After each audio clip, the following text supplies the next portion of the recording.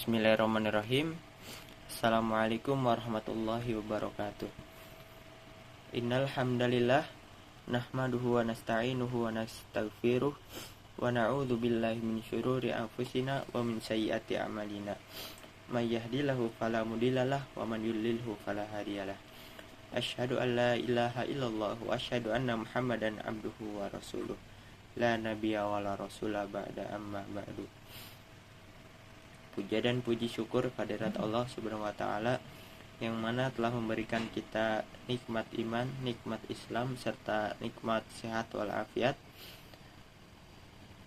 Kemudian salawat serta salam semoga selalu tercurahkan kepada junjungan Nabi besar kita Nabi Muhammad sallallahu alaihi wasallam yang mana beliau telah membawa kita dari zaman jahiliyah hingga zaman Islamiyah. Tayyib, di sini saya ingin memenuhi tugas mata kuliah metode pembelajaran dan menghafal Al-Quran yang diampu oleh Ustadz Rifki Mulia Rahman. Di sini saya ingin menjelaskan metode ketika saya beranjak sekolah, yaitu menggunakan metode tilawati. Nah, apa sih metode tilawati? Jadi metode tilawati ini merupakan metode pengembangan yang didapatkan seiring dengan waktu, ya, perubahan zaman. Banyak pendidik yang mulanya hanya sekedar mencari inspirasi saja mengenai bagaimana metode pembelajaran yang tepat dilaksanakan.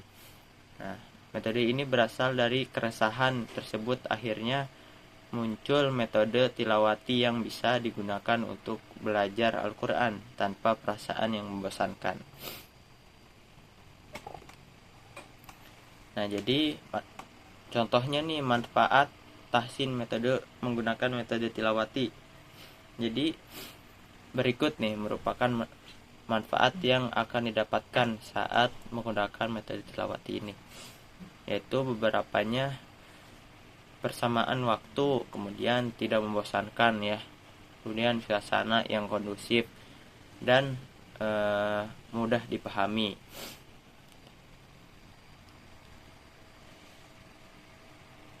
Nah, ada beberapa pembagian tahsin metode tilawati ini.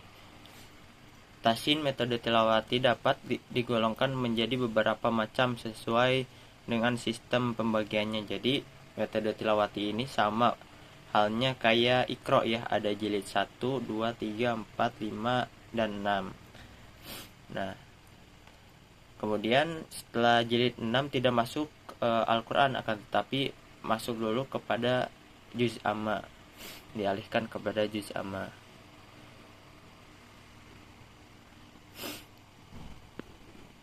Kemudian bagaimana sih misalnya penerapan tahsin metode tilawati ini? Nah, belajar Al-Quran menggunakan metode tilawati ini dilakukan dengan metode yang menyenangkan. Nah, anak-anak akan diajarkan mengenai bagaimana membaca Al-Quran menggunakan lagu, ya.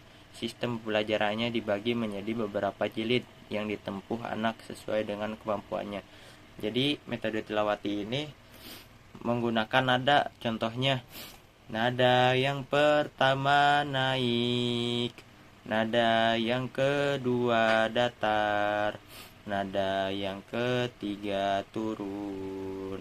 Nah, dengan metode ini jadi anak-anak pun lebih mudah untuk mencerna hafalan atau mudah untuk melafalkannya, ya. Kemudian contohnya dalam jilid 1 misalnya sebelum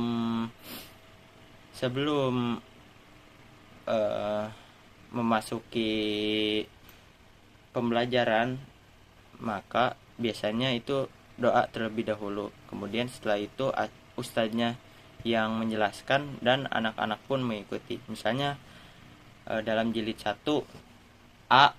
Nah, ini nadanya naik, kemudian baba. Nah, ini datar, kemudian tata. turun. Nah, jika disatukan a baba tata. Nah, kemudian setelah itu seterusnya sampai bawah, nada yang pertama naik, kedua datar, ketiga turun. Nah, terus-terusan seperti itu. Setelah dicontohkan oleh ustadznya, kemudian anak-anak mengikuti. Nah, setelah itu satu persatu anak-anak pun dites ulang oleh ustadznya tanpa dicontohkan terlebih dahulu. Nah, kemudian jika anak tersebut tidak lulus ya, masih susah untuk melafalkan lafaz-lafaz, nah akan diulang-ulang terus di halaman tersebut. Nah, misalnya pada pada jilid 4 ini tidak pun yang lulus, cara membacanya masih banyak kesalahan. Nah, kemudian akan dialihkan ke halaman sebelumnya. Kemudian halaman sebelumnya pun masih banyak kekurangannya nih. Nah, akan dialihkan kepada jilid sebelumnya. Nah, begitupun ketika saya di pondok dulu cara belajarnya begitu. Meskipun ada santri yang sudah lancar ya, lancar dalam membaca Al-Quran. Nah, sama, itu pun dialihkannya ke jilid pertama terlebih dahulu. Mengapa demikian? Karena mungkin setiap ustadz atau asatid berbeda cara dalam mengajarkannya atau mendidiknya. Jadi dialihkan kepada jilid 1 terlebih dahulu. Kemudian setelah jilid 1 selesai, jilid 2, jilid 3, 4, 5, 6 dan seterusnya. Nah, namun ketika sudah dewasa, beberapa santri pun bukan tidak suka, akan tetapi mungkin tidak masuk ya sama mereka. Ada beberapa santri yang tidak mengikuti nada-nada tersebut karena mungkin nada tersebut diperuntukkan untuk anak-anak ya, anak-anak kecil, seperti anak MI atau anak SD. Nah, kemudian dalam metode menghafalnya sama. Misalnya contohnya dalam Quran surat juz 30 ya, surat An-Naba. Nah, Bismillahirrahmanirrahim. Amma yatasaalun. Naik. Anin naba'il azim. Datar. Alladzi hum fihi mukhtalifun. Nah, ini turun. Nah, seterusnya sampai akhir, sampai ayat 40. Inna anzarnakum adzaban qariba. Nah, sampai akhir pun nadanya tetap sama, berurutan. Nada yang pertama naik, kemudian nada yang kedua turun, nada yang kedua datar, nada yang terakhir turun. Nah, misalnya dalam nada ini, dalam beberapa ini ayatnya tidak pas, 3-3, tidak. Misalnya yang terakhir tuh ayat yang terakhir yang seharusnya naik. Nah, akan tetapi di akhir ayat ini semuanya dicocokkan ya. Jadi semuanya turun, meskipun misalnya nada yang terakhir ini harusnya naik. Nah, tetapi semuanya harus turun ya di akhir ayat ini, di akhir surat. Nah, misalnya dalam menghafal ini ada beberapa santri yang tidak sesuai dengan nadanya, sekarepnya lah kalau misalnya dalam bahasa Sunda ini. Nah, jadi nilainya itu terbagi-bagi pula nilainya. Ada yang doif, kemudian jayyidan dan mumtaz. Nah, ada di terbagi-bagi. Kemudian yang ditegaskan atau yang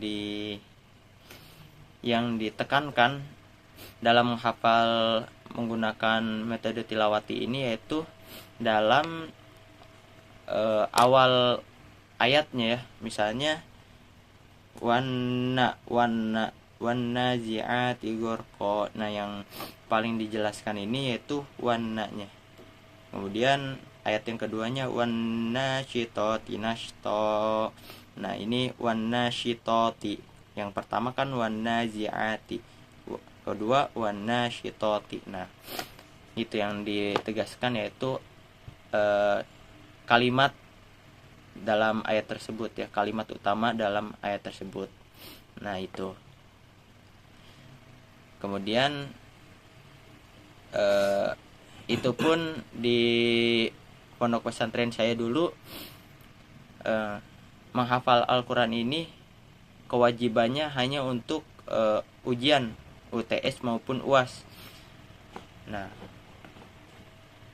dan tidak diwajibkan untuk kesehariannya untuk menghafal Al-Quran, tidak gitu, karena menghafal Al-Quran ini masuknya kepada ekstrakurikuler di pondok saya dulu itu.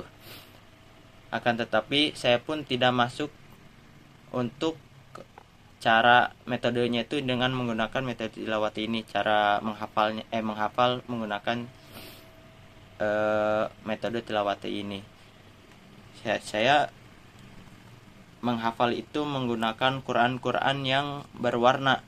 Misalnya contohnya ini nih, yang Quran yang saya pakai yaitu Quran Cordoba, menggunakan warna-warna.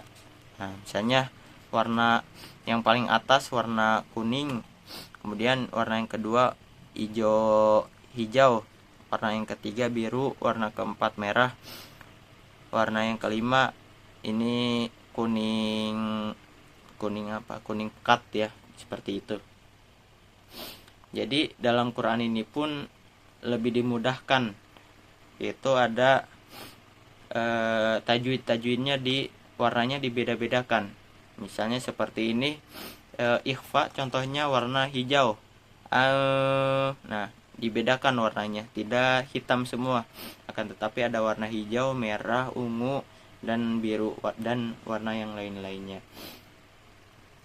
Mungkin beberapa orang pun dalam menghafal menggunakan Al-Quran seperti ini lebih sulit ya. Ada beberapa orang mungkin Al-Qurannya harus yang clear tanpa ada warna-warna yang lainnya. Nah, tetapi yang mudah untuk saya hafalkan yaitu menggunakan Al-Quran yang berwarna-warna seperti ini. Ya, cukup sekian yang bisa saya sampaikan dalam mata kuliah metode pembelajaran dan menghafal Al-Quran ini. Kurang lebihnya mohon maaf. Syukron. Assalamualaikum warahmatullahi wabarakatuh.